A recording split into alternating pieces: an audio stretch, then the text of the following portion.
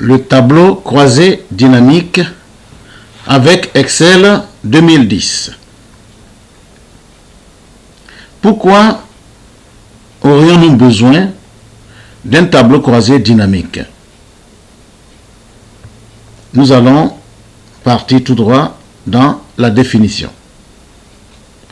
Le tableau croisé dynamique est réalisé à partir d'une base de données. Il vous permet d'analyser rapidement une grande base de données qui comporterait des milliers de lignes. Il vous permet de calculer le chiffre d'affaires des vendeurs sans passer par des formules mathématiques ou statistiques. Le tableau croisé dynamique vous permet de calculer les commissions des vendeurs, quelle que soit la complexité des régions ou villes dans lesquelles ils travaillent. Enfin, les possibilités du tableau croisé dynamique sont illimitées. Il vous suffit de vous poser la bonne question et de bien la transcrire dans votre conception du tableau croisé dynamique. Donc, en résumé, si vous travaillez dans un service commercial et que vous voulez analyser très rapidement les résultats des ventes, il faut forcément utiliser un tableau croisé dynamique. Il y a aussi des personnes qui travaillent dans des lycées, dans des établissements publics ou privés, et que vous voulez analyser le nombre d'étudiants ou d'élèves, vous allez recourir au tableau croisé dynamique qui vous permettra de faire une analyse très rapide et succincte. Bien. Alors, peut-on réaliser un tableau croisé dynamique avec un seul tableau? Oui, bien sûr. Mais nous allons dire base de données. Pourquoi une base de données? Parce que sans une vraie base de données, il est impossible de créer un tableau croisé dynamique. Donc, il faut avoir une base de données dont les champs ou colonnes respectent les mêmes critères. Par exemple, une colonne ou champ, bien sûr, j'ai dit ou champ, pourquoi? Parce que une colonne, ça c'est quand nous parlons de tableau simple. Mais lorsque nous abordons la base de données, nous allons appeler la colonne, le titre de la colonne comme étant un champ. Voilà. Donc, j'ai dit ici, par exemple, une colonne ou champ nom ne doit comporter que des noms. Il ne peut y avoir des chiffres. La base de données ne peut avoir des cellules ou des lignes vides. Les chiffres ou caractères de la base de données ne peuvent comporter d'espaces vides. Par exemple, un chiffre écrit avec des espaces manuellement n'est plus un chiffre, vous êtes d'accord avec moi? Ce n'est pas un entier, ni un décimal, parce que vous avez introduit un espace. Parce qu'Excel aussi ne pourra pas l'utiliser pour faire des calculs. Donc, ce chiffre deviendra tout simplement un caractère, un peu comme un texte. Voilà. Donc, enfin, nous allons aller sur notre base de données. Nous avons 6 colonnes ou champs. Il y a la colonne région ou champ région qui comporte le nom des régions, commençant par Alsace. Bien sûr, en dessous, il y a d'autres régions. Si je peux vous le montrer. Voilà, il n'y a pas qu'Alsace. Regardez par exemple, vous avez ici, voilà, la région Auvergne, la région Basse-Normandie et ainsi de suite. Voilà. Donc, ici, nous avons la colonne des vendeurs. Alors, le vendeur Kofi, par exemple, est répété ou repris sur plusieurs lignes. Vous vous posez la question, mais pourquoi est-ce qu'on reprend Kofi sur plusieurs lignes? La réponse, elle est là. Kofi réalise ses chiffres d'affaires, par exemple, mais à des dates bien précises. Le 13 mai, Kofi a réalisé un chiffre d'affaires de 1272 €. Dans quelle ville? À Strasbourg.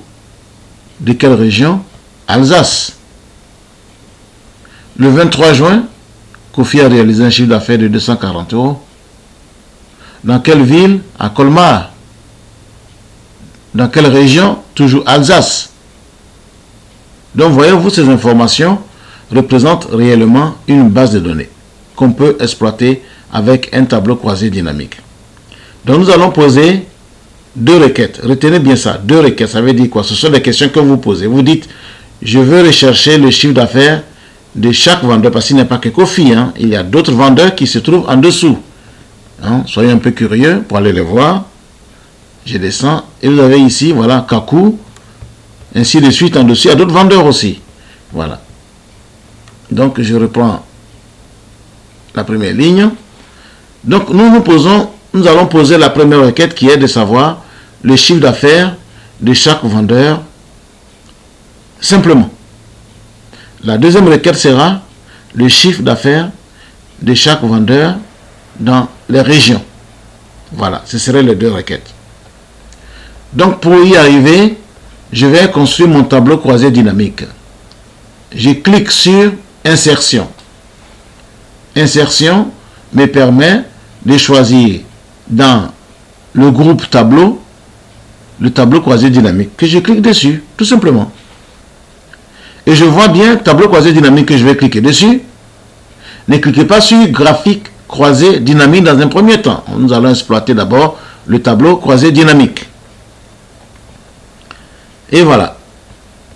Il y a un menu de dialogue qui se présente à nous. Il faut essayer de le comprendre. Les ventes, point d'exclamation, $A, $1, 2 points, $F, $804. Alors, vous vous posez la question, qu'est-ce que ça veut dire? Voici. Les ventes entre deux crochets, avec un point d'exclamation, nous renvoient à une feuille. Donc, dans toute utilisation d'Excel où nous allons poser des formules mathématiques ou statistiques, lorsque vous verrez un nom entre deux crochets avec un point d'exclamation, nous demandons à Excel d'aller sur cette feuille-là. Donc, où se trouve cette feuille? Voilà la feuille, les ventes. Il y a d'autres feuilles. Logo, Excel, définition, ainsi de suite. Mais c'est sur les ventes que se trouve notre base de données. C'est pourquoi Excel a repris cela. Maintenant, vous vous dites, mais à quoi servent ces dollars que nous voyons? Ces dollars nous permettent de dire que le tableau sera respecté. Il ne va pas déborder par exemple à la colonne G. Donc, considérant le tableau comme une matrice, nous disons que Excel va balayer la cellule A1 à la cellule F804. Voilà. Les dollars permettent simplement de figer ces lignes ou cellules. C'est tout. C'est-à-dire que je bloque le cadre de mon tableau. Je pense que vous avez compris. Maintenant, Excel propose de poser notre tableau croisé dynamique sur une nouvelle feuille de calcul. Vous le constatez vous-même ici. Nous l'acceptons. Donc, je valide par OK. Et voici notre tableau croisé dynamique qui n'est pas encore prêt parce que nous n'avons pas encore conceptualisé. Nous allons chercher à comprendre. Surtout à droite, parce qu'à gauche, devrait s'afficher notre tableau croisé dynamique lorsque nous allons conceptualiser à droite ici. Mais avant de conceptualiser, nous allons comprendre. Ici, on nous dit liste des champs de tableau croisé dynamique. Mais bien évidemment, c'est la liste des champs qui veut aussi dire la liste des colonnes du tableau initial. Si vous l'avez oublié, n'oubliez pas qu'il s'agit de notre tableau, les ventes. Voilà, région jusqu'à ville. OK? Je reprends mon tableau croisé dynamique qui se trouve sur la feuille 2. Ne l'oubliez pas. Voilà. Parce qu'Excel pose toujours le tableau croisé dynamique sur une feuille. Alors ici, si j'ai compris bien les champs région jusqu'à ville, je vais essayer de comprendre les zones ici. Il y a la zone filtre du rapport. Comme son nom l'indique, le filtre du rapport permet de filtrer les informations. Si j'ai, par exemple, 50 régions et que je veux avoir des informations uniquement sur 10 régions, mais je vais filtrer pour avoir que 10 régions. Donc, la zone feuille de rapport sert à ça.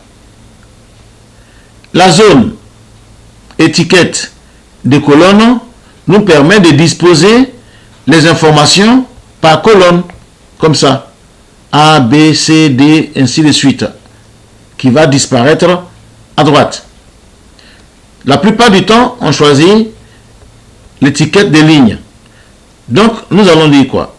Que ici, nous pouvons exploiter l'étiquette de colonne ou étiquette de ligne pour disposer nos informations par ligne. C'est plus facile à lire. Et nous avons enfin la zone des valeurs, qui est représentée par le signe mathématique sigma, ou statistique bien sûr, sigma, ok, qui veut dire la somme totale. Ce signe veut dire somme totale. Donc ici, nous sommes en tableau croisé dynamique, donc on dit zone des valeurs. Donc on dépose toujours des chiffres en zone des valeurs. Ça, ne l'oubliez pas. Ok. Donc, puisque nous allons aborder d'abord le chiffre d'affaires de chaque vendeur, donc je prends le vendeur, je clique dessus et je glisse vers étiquette de ligne. Je vais prendre le chiffre d'affaires que je vais cliquer pour glisser en zone de valeur. Mais je peux aussi faire le clic droit et sélectionner ajouter aux valeurs. Excel fera la même chose. Aussitôt à gauche, notre premier tableau croisé dynamique vient d'être créé. D'après notre requête qu'il ne faut pas oublier, le chiffre d'affaires de chaque vendeur. Voilà. Nous avons 1, 2, 3, 4, 5, 6, 7, 8, nous avons 9 vendeurs. Voilà. Qui ont réalisé ces chiffres d'affaires-là. Bien. Ça, c'est notre première requête. La deuxième requête, c'était quoi? Je vais vous rappeler, c'était de savoir le chiffre d'affaires de chaque vendeur par région. Ok? Mais puisque nous avons choisi les critères de ligne et non les critères de colonne, hein, les critères de ligne ici, et non les critères de colonne ici, ou ici qui va disparaître par là, donc nous allons prendre région que nous allons déposer en dessous de vendeur. Tout simplement. Voilà, le vendeur est en haut et les régions sont en dessous. Nous constatons bien ici le chiffre d'affaires de Afua dans la région Nord-Pas-de-Calais qui est de 90 035 euros 49 centimes. En Picardie, elle a réalisé 33 828 euros 18 centimes. Quand on additionne les deux, nous avons 123 863 euros 67 centimes. Bon, vous vous dites, mais où se trouve le signe euro? On le verra plus tard dans une autre leçon. Nous avons posé les deux requêtes. Nous avons ici le chiffre d'affaires de chaque vendeur et par région. Donc, notre première leçon est terminée. Je vous remercie.